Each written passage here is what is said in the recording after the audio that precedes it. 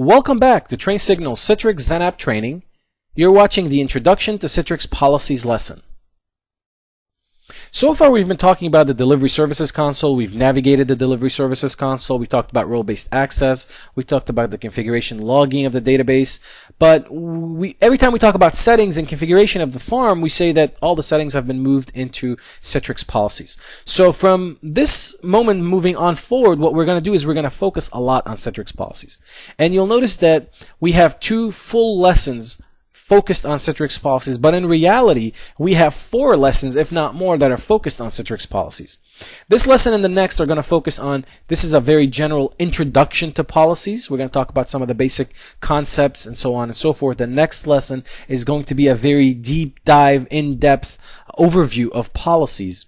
But then we have the printing lesson that's going to focus on the printing configuration settings that are also in Citrix policies, and we're going to have the security lesson that's going to also have a very big reliance on Citrix policies.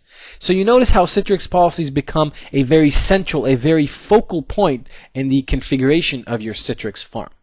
So what we're going to do in this lesson is we're first going to talk about how you create and edit Citrix policies. We're going to talk about work groups and the need to have a work group when you're creating a Citrix policy. We're going to talk about the different filtering policies. So you can apply policies against what? You can apply it against the XenApp server, against the user sessions that are incoming into XenApp, etc. That's what filtering policies means. We're going to talk about the integration between Citrix policies and Active Directory policies and how you can leverage your Active Directory infrastructure from a group policy management console perspective, and the fact that Citrix actually recommends that you use Active Directory policies to configure your Citrix policies. We're going to talk about how the policies are processed. You have Citrix policies, you have Active Directory policies, you have local policies. Which one gets processed first? Which one has precedence over the other? So on and so forth. And then the last thing we're going to talk about is prioritizing the policies. So if you have 2 policies that have the same settings, which policy is going to enforce its setting and based on what? So we're going to cover all of that in this lesson. So first things first, filtering policies. What can you filter a policy against? So in essence, what are you applying this policy against? If it's a XenApp server settings policy, that you can obviously only apply it against a work groups container or object, because the work groups is built so it can contain XenApp servers, so it can group XenApp servers of a similar type. So you create a work group and then you can apply a policy against that work group. If it's sessions that are incoming into a XenApp server, which is the user portion of the policies, then you can apply it against one user or a user group. You can apply it against client device name. You can apply it against the client IP address range. And you can apply it against an access control. So anything that's coming through access gateway, you can apply a policy against. This is all useful from a granular perspective so that you can apply different policies to different set of circumstances. So if you have users in a different subnet and you're trying to limit their access, or you're trying to enforce certain settings to them that you don't want to enforce to the users that are on the LAN, for example, you can apply these policies against that. Citrix policies and Active Directory policies. Again, I mentioned that Citrix actually recommends that you use Active Directory policies to configure Citrix policies. Now, when you install the Delivery Services Console, what it does is it immediately extends the functionality of the Group Policy Management Console to enable the GPMC to configure Citrix policies, and I'll show you that in the demonstration piece. So why does Citrix recommend that you use or configure Citrix policies through Active Directory? Well, there's a number of reasons. So let's go through them again. Well, first of all, what makes the most sense is it's a single pane of glass, right? So it's easier to manage all of your policies, Citrix or non-Citrix, from the single pane of glass. So if you can do everything from the GPMC, why not? That's one less console for you to worry about, right? The other thing is, and it's very important to note, when you're integrating Citrix policies with Active Directory policies, no Active Directory schema extension is needed for the integration. As soon as you install the Delivery Services Console, it's going to integrate with the GPMC, extend its capabilities to manage Citrix policies as well. One of the other reasons is backup and restore. If you're managing everything, if you're creating and editing everything through the GPMC, that means your Citrix policies are being backed up through Active Directory. You can restore them the same process you would go about restoring Active Directory policies. If you're trying to migrate policies, maybe across domains because you're in the middle of a migration, or your company just acquired, or you just acquired another company, then again, you can migrate these policies as part of the same process that you would with your Active Directory policies.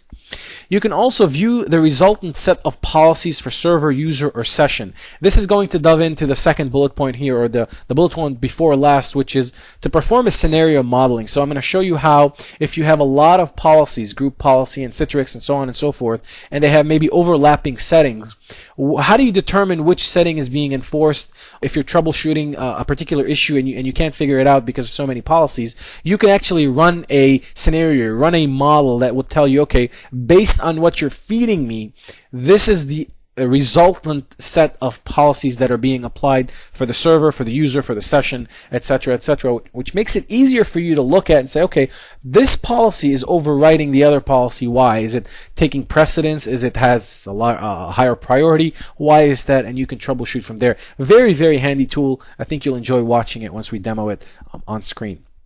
And finally, if you're configuring your Citrix policies through Active Directory, then you assign the delegation through Active Directory with the same process. Again, makes it a little easier and you're following the same set of steps. So a lot of different reasons why Citrix recommends that you integrate Citrix policies with Active Directory policies. Now, this is important because we talked about a lot about how processing works, how precedence works, so on and so forth. So what I wanted to do here is make sure you understood that every Windows server has a local policy that gets applied to it first. So that's the first policy that gets processed. Once that's processed, you then have the Citrix policies that get processed. Then you have the site policies processed, and then you have the domain policies, and then you have the OU policies. And from a precedence perspective, obviously OU has the highest precedence over the servers, then domain, then site, then Citrix, then local policies. And we're going to take a look in more depth when we do some of these modeling exercises, how if you have an OU policy and a Citrix policy and they have the same types of settings, the OU policy will override the Citrix policy. So it's a very important here to understand how things work, how things get processed, and which policies have precedence over the others. Now, from a prioritization perspective, it's very important to know that if you have policies that contain the same configuration settings, the highest priority policy is the one that's going to enforce its settings. Now, when you're giving a priority to a policy, the lowest number is technically the highest priority.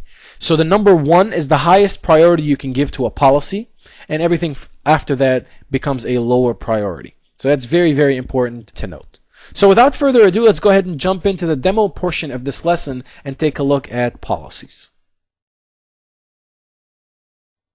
So we're back on our XenApp server here, XA01, and we've opened the Delivery Services console. We have the Policies node highlighted, and you'll notice that over here on the right, you have the tabs that we talked about. You have the Computer tab. This is for computer policies, and you have the User tab, which is going to be for any user-specific settings, sessions, incoming sessions connecting to your XenApp servers. Now, before we go ahead and create a policy, what we want to do is we want to create a work group, add a server to that work group so that when we're creating a policy, we can filter it against that particular work group. So what I'm going to do here is I'm going to select it, and then we're going to right-click, and we're going to click on Create Work Group. And you can call this work group whatever you want. You can call it based on the region where the servers are located, or you can configure it based on the type of application. If you're grouping servers based on application, which is what I'm going to do here. I'm going to call this CRM servers, and you can give it a name, maybe the Oracle CRM servers. If I could type. So once you give it a description, now you're going to have to add that particular or a group of Citrix servers into this work group. You'll notice there's several different ways by which you can filter these servers before you add them into a work group. Now, the easiest is to just select the farm servers here. Once you select farm servers, you can click on add. You'll see the farm servers.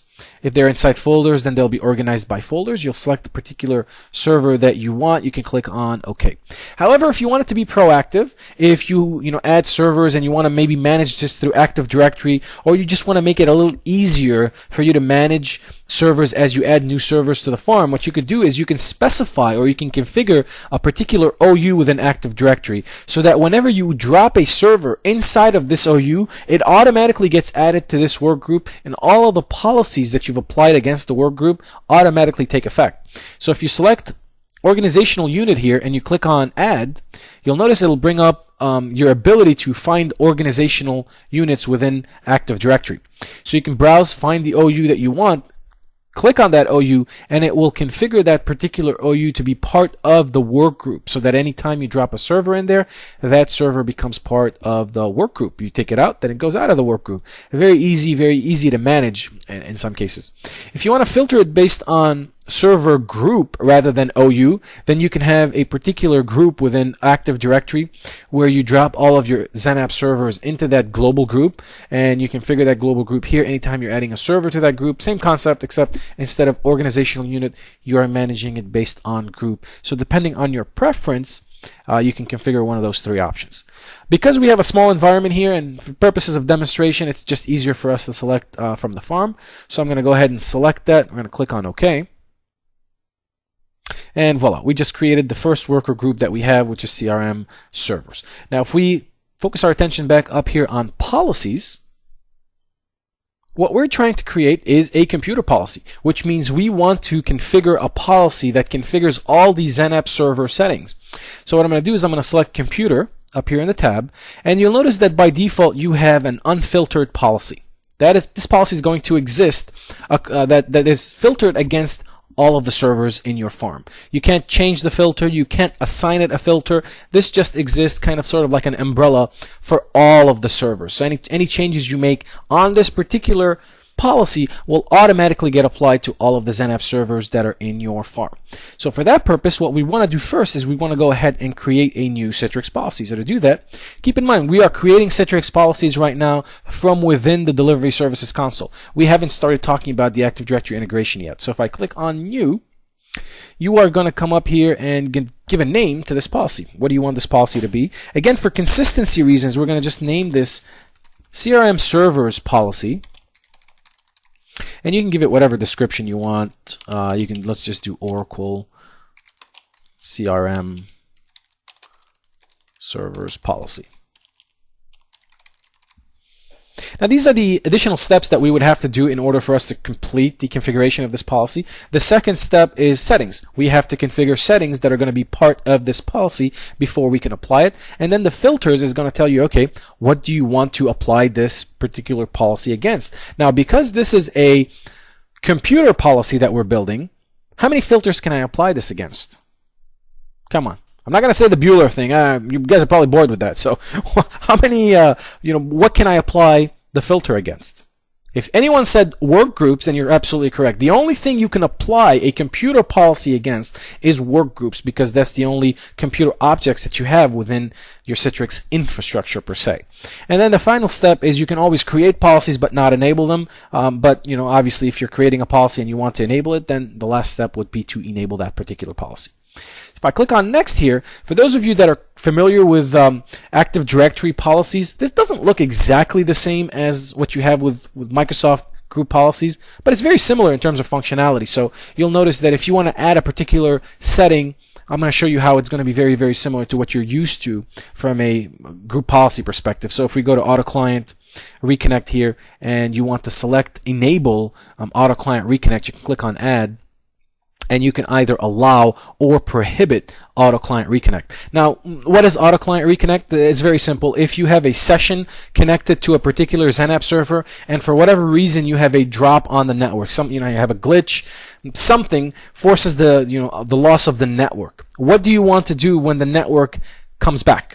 When you're able to connect again to the XenApp server? Do you want that session that was broken to automatically reconnect the user to the server and they can continue to work, or do you not want to allow that type of functionality? So if you're saying you want to allow that, you're going to click, you're going to obviously select allow.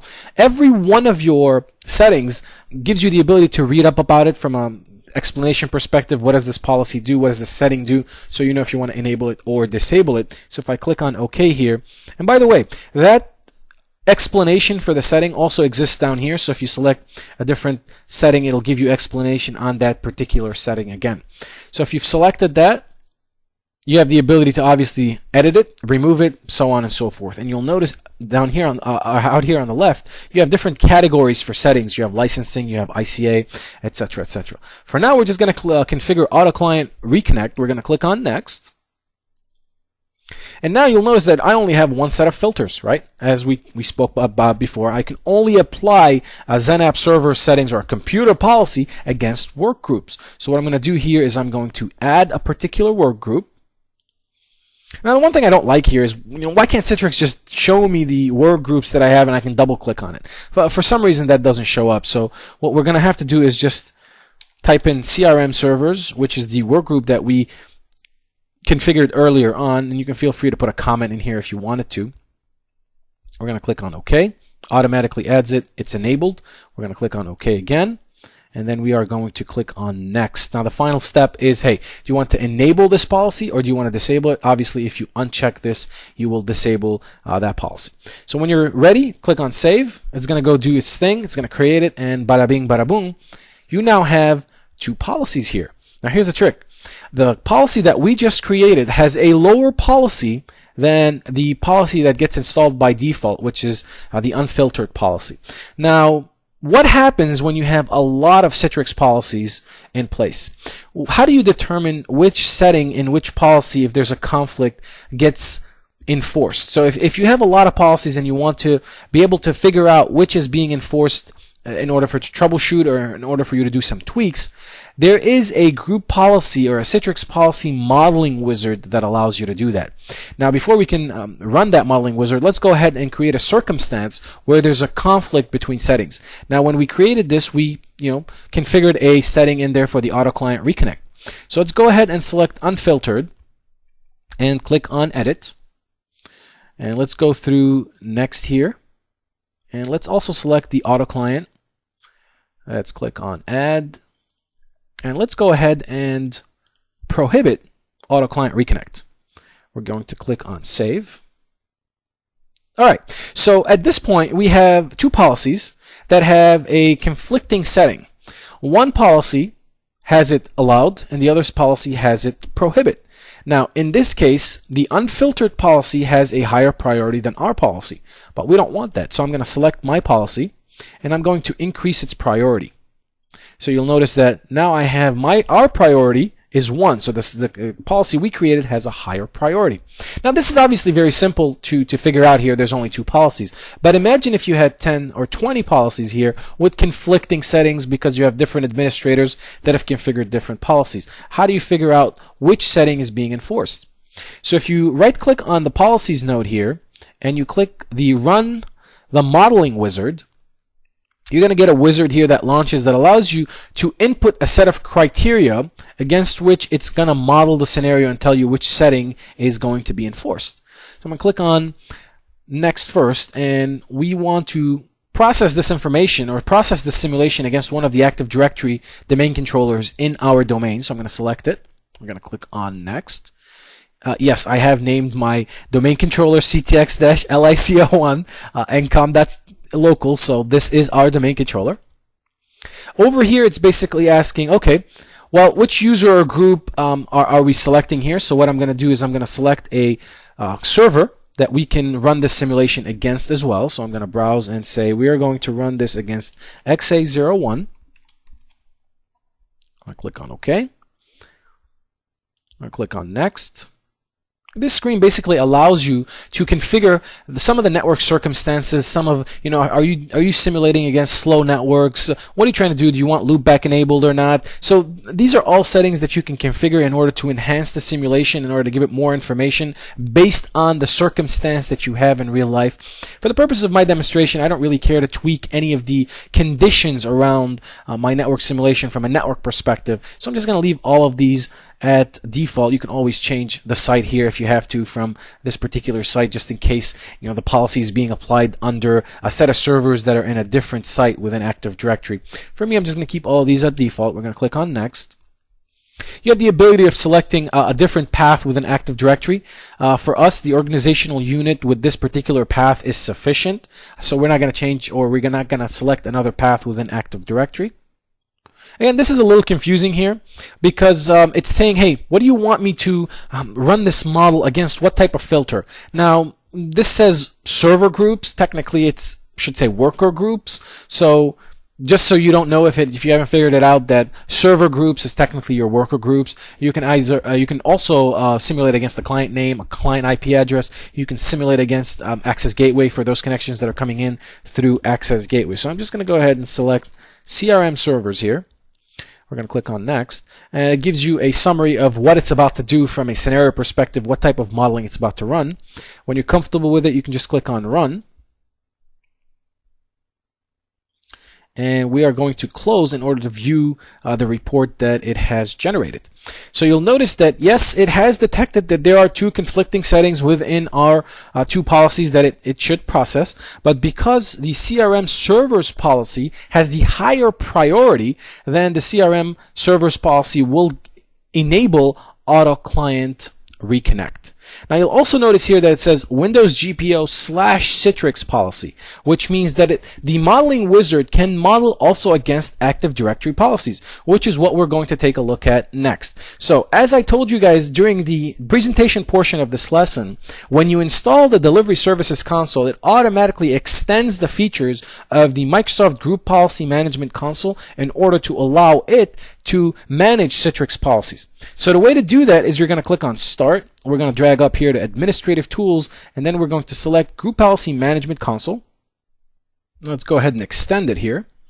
And once you have the Group Policy Management Console open, the first thing you're going to notice is that it automatically expands it, and we're on the default domain policy. But what I want to draw your attention to is the Citrix Group Policy Modeling. This is the same wizard that you can run from within the Group Policy Management Console that you ran in the Delivery Services Console, and that gives you that report with the resulting sets of settings. Except when you're running it through Group Policy Management Console, it has more visibility over some of the group policy settings itself, so it gives you a more granular, more detailed reports that has the Citrix resulting policies, but also has the group policy resulting policies.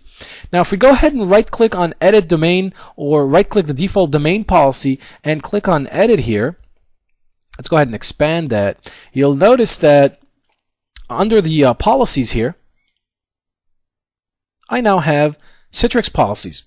And once it shows up on the right, you'll notice that it's a very familiar screen. It's the same type of screen that you've been working with when you were configuring policies through the Delivery Services Console. So navigating that is very, very easy. It's very, very simple.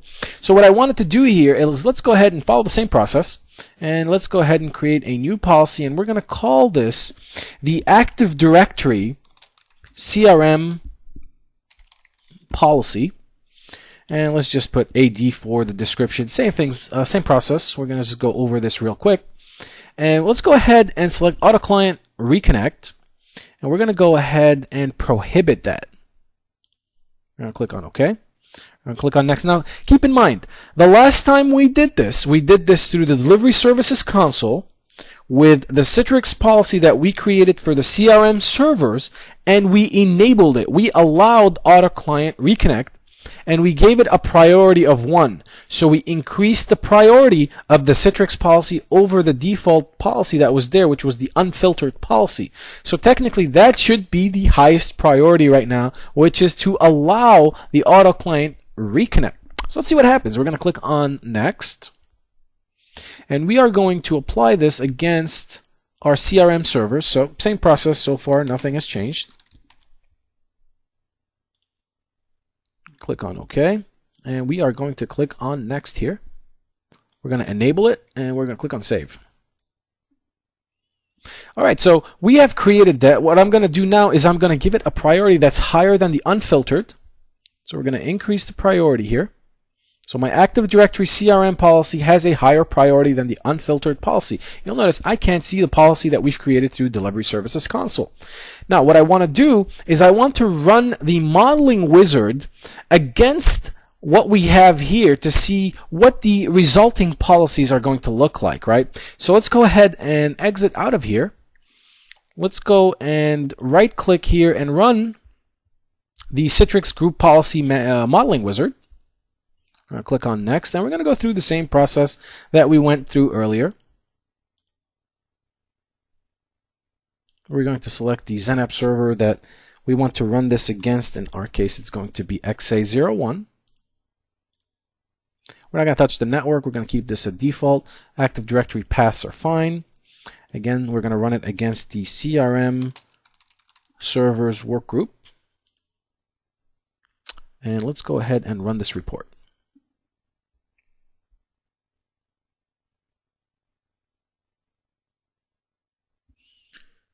Close. Now you'll notice it's much granular than what you have or what you saw when you ran the modeling wizard from the delivery services console and gave you all of these computer information that you have for the actual domain policy, the default domain policy that you didn't see in earlier policies when you ran it against just the Citrix policy within the delivery services console. Now the one thing to note here is that the auto client reconnect is set to disabled, and the winning policy is the default domain policy, which is our Active Directory CRM policy. Now, why is that? Well, we did everything right? In the delivery services console, let's go back to it real quick. And let's go into information here. Let's go back up to our policies. You'll see that our CRM servers policy has a higher priority than unfiltered. So what happened that would enable Active Directory CRM policy that we created in Active Directory to have a higher priority? Why? Anyone? So during the demonstration or during the presentation, I showed you the processing and the precedence, right? So we process from the bottom up. So again, local policies, local computer policies will process first. Then Citrix policies will process second. Then site, then domain, then OU. So what happened here? The local policy processed, then the Citrix policy processed. Now when it came time for the domain, which takes precedence over the Citrix policy, it noticed that there is a conflict between the domain specified setting and the Citrix policy specified setting, but because the domain policy takes precedence, the domain policy overrode the Citrix policy and enforced its own settings, which forced you to disable the setting. Okay, I hope this lesson was helpful. I hope there was enough information. Let's go ahead and switch back to our presentation now. So let's recap what we've learned in this lesson. We started off by talking about how, we've been navigating the delivery services console, we've been creating the configuration logging, role-based access, so on and so forth, but we haven't really configured the farm yet. We haven't configured the servers yet. We haven't done any kind of configuration just yet. And the reason for that is all the configuration settings have been moved out of the delivery services console, out of those nodes in the delivery services console, and have all been put into Citrix policies, which brings us to this lesson, which is an introduction, a walkthrough basically of where certain things are within Citrix policies. We started off by talking about how you create and edit the different Citrix policies. We talked about how you have to create a work group first so that you can apply a policy against that particular work group from a XenApp server settings perspective. We then moved on to talk about the different filtering policies. You can apply policies if there are XenApp servers against work groups. If they're users and sessions that are connecting into XenApp, you can apply them against users and user groups, client IP addresses, access gateway, if they're coming into an access gateway, so on and so forth. We talked about the integration between Citrix policies and Active Directory policies. We talked about the Group Policy Management Console. What are the benefits of integrating Citrix policies and Active Directory policies? We talked about the fact that Citrix recommends that you configure your Citrix policies through Active Directory so you can use Active Directory delegation, backup, and restore. You can migrate your Citrix policies across domains together with the Active Directory policies. So there's a lot of benefits to using the integration piece of Citrix policies with Active Directory. We then talked about how policies get processed. We talked about the fact that there's a local policy on every server, and then Citrix policies process on top of that, and then you have your site policies, your domain policies, your OU policies, and which one takes precedence. So we went through the diagram and I showed you that processing happens from the bottom up, so the local policies get processed first, whereas precedence happens from the top down, which means the OU will always have precedence over all the other servers. We then talked about prioritizing policies. So in Citrix policies, you can have two policies that have the same settings. The highest priority policy is the one that's going to enforce its settings. And we also talked about the fact that the highest priority is based on numbers, and it's the lowest numbers that are the highest priority. So if you have a Citrix policy with a number 1, a priority level 1, that is the highest level of priority that you can give, and everything else goes from there. So 2 will be lower, and 3 and 4, and so on and so forth. I hope this lesson was informative for you, and I'd like to thank you for viewing.